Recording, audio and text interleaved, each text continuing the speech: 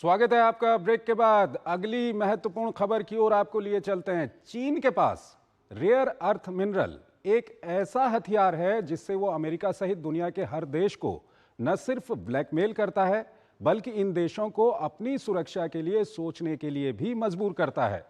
भारत भी इससे अछूता नहीं है। चीन के इसी वर्चस्व को तोड़ने के लिए अब भारत, अमेरिका, ब्रिटेन और फ्रांस सहित 10 देश एक मंच पर आ गए हैं। वॉशिंगटन में एक महत्वपूर्ण बैठक हुई और बन गई चीन को घेरने की रणनीति। आइए इस संबंध में एक खास रिपोर्ट आपको दिखाते हैं और फिर इस पर अपने विशेषज्ञ मेहमान के साथ चर्चा करेंगे। नए युग की अर्थव्यवस्था के लिए रेयर अर्थ और दुर्लभ खनिज केवल औद्योगिक संसाधन नहीं रहे बल्कि राष्ट्रीय सुरक्षा, तकनीकी विकास और ऊर्जा सुरक्षा का आधार बन चुके हैं।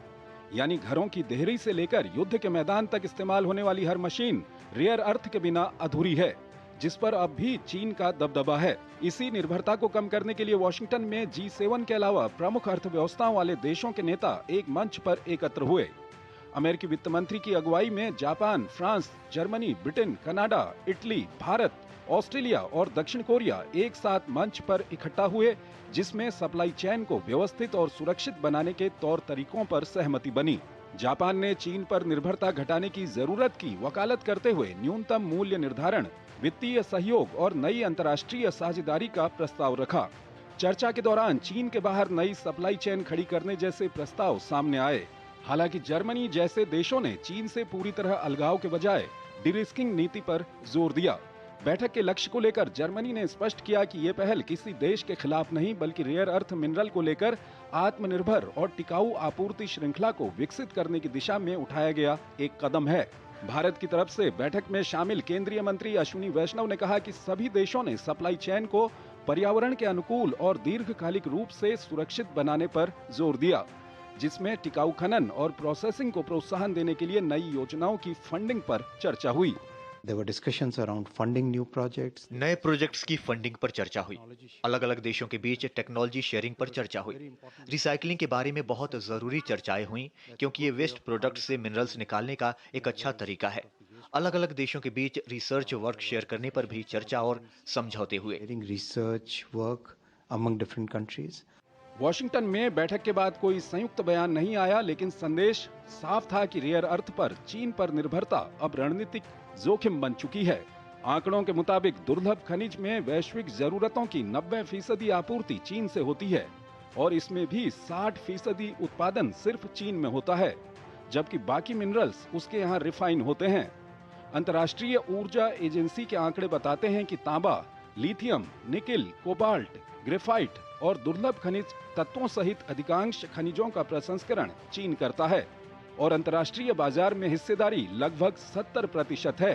बहरहाल रेयर अर्थ मिनरल्स को लेकर जारी वैश्विक प्रयास आने वाले समय में अंतर्राष्ट्रीय राजनीति, अर्थव्यवस्था और सुरक्षा ढांचे को नया आकार दे सकते हैं, जो दुनिया में रणनीतिक संतुलन के साथ ऊर्जा सुरक्षा की दिशा तय करेगा।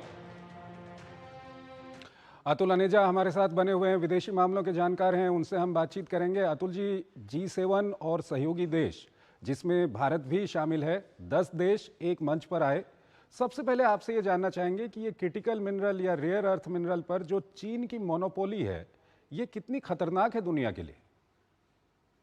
देखिए, चीन की मोनोपोली दोनों तरफ से है। एक तो जो रॉ मटेरियल है रेयर अर्थ का, लेकिन उससे ज्यादा चंद्रशेखर जी, ये जो प्रोसेसिंग है ना, जिसके बारे में हमारे मंत्री अश्विनी वैष्णव ने भी उस पर थोड़ी सी टिप्पणी की है जी, कि वो बहुत इंपॉर्टेंट है। वो जो प्रोसेसिंग टेक्नोलॉजी है उसमें वर्चुअल मोनोपोली चीन की है। तो इसीलिए जरूरी हो गया है कि ये नहीं है कि चीन से सामान नहीं लेंगे या रेयर अर्थ नहीं लेंगे, लेकिन ऑल्टरनेटिव बनाने की बहुत ज़रूरत है, क्योंकि मोनोपोली सिचुएशन किसी, और ख़ास करके इसलिए क्योंकि इम्पोर्टेंस पूरी इकोनॉमी के लिए, जो नई इकोनॉमी आ रही है, ये नई एनर्जी आ रही है, एक एनर्जी ट्रांजिशन की बात हम करें, वो रेयर अर्थ के बिना हो नहीं सकती। इसलिए एक ऑल्टरनेट सप्लाई चेन बनाना बहुत ज़रूरी है जी। और उसी दिशा में ये बैठक हुई है G7 की, और उसके साथ जो और देश जुड़े हैं भारत सहित। बहुत जरूरी है कि ऑल्टरनेटिव सप्लाई चेन्स बने। ठीक है, शायद यही कारण है कि भारत में प्राइम मिनिस्टर मोदी के नेतृत्व में हाल में जो कैबिनेट बैठक हुई थी उसमें एक क्रिटिकल मिनरल मिशन भी लॉन्च किया गया था। अतुल जी, सवाल ये है कि G7 के साथ जब ये अन्य देश जिसमें भारत भी है ये सब साथ आ जाएंगे तो कितनी बड़ी चुनौती ये चीन को दे पाएंगे एक साथ? देखिए, वो एक तो आपने मंशा अपनी बता दी कि भी हम चाहते हैं कि ऑल्टरनेट सप्लाई चेन्स बने। अब इसके बाद बात आती है कि कितनी एक्टिव कोलैबोरेशन आप एक दूसरे के साथ करते हैं। ये अभी टेस्ट होगी। अभी तो एक तरह से घोषणा की है कि हम ऑल्टरनेट सप्लाई चेन्स बनाना चाहते हैं जी। लेकिन इसको जमीन पे लाना, एग्जैक्टली प्रोसेसिंग जैसे है उसको कोऑपरेशन कोलैबोरेशन करके, ये एक बहुत बड़ी चुनौती है। क्या ऐसा होगा कि कुछ देश अपना रास्ता, बीच का रास्ता निकाल लेंगे? कितनी सॉलिडारिटी है G7 की, ये एक पॉलिटिकल सवाल भी है। जैसे जर्मनी के चांसलर ने कहा है कि हम डी रिस्किंग चाहते हैं। डी रिस्किंग का मतलब ये नहीं कि हम चाइना से सामान नहीं लेंगे, रेयर अर्थ्स नहीं लेंगे, लेकिन हम उसको रिस्क एलिमेंट जो है बाकी जगह से भी लेंगे ताकि वो रिस्क कम हो। कईयों का है कि पूरी तरह से ऑल्टरनेट सप्लाई चेन की चाइना से डीकपलिंग, डी रिस्किंग के अलावा डीकपलिंग की बात हो रही है। तो ये सारे जो मुद्दे हैं अभी इसके ऊपर पूरी तरह से चर्चा की जरूरत है और उससे ज्यादा इंडस्ट्रियल कोलैबोरेशन। वो अब अगला सवाल हमारा वहां आता है कि जो सोच है क्या वो हकीकत में बदल सकती है कि नहीं। उसके आगे काफी चैलेंजेस हैं। अतुल जी, क्या कारण रहे हैं कि अमेरिका जैसे देश में भी हमने देखा कि कोई प्रोसेसिंग वैसी शुरू उन्होंने नहीं की जैसी चीन ने की है? दूसरे देशों में भी इसी तरह का आलम है? चंद्रशेखर जी, ये एक तरह से ग्लोबलाइजेशन जिस तरह से चली है और ब्लाइंड ग्लोबलाइजेशन हुई है कि 90% ओवरऑल मैन्युफैक्चरिंग एक देश में केंद्रित हुई है, क्योंकि सिर्फ उसमें आंकड़े देखे गए कि कहाँ सस्ता माल जो है, कॉस्ट ऑफ प्रोडक्शन को देखा गया है।